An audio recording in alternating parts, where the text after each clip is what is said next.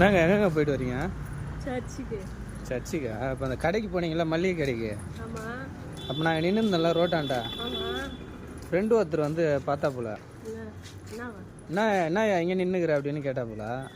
என் வீட்டுக்காரர் கடைக்கு போய்க்கிறாரு, அதான் நின்றுட்டு இருக்கேன் அப்படின்னா. அதுக்கு என்ன தெரியுமா சொல்லிட்டு போறாரு அவரு?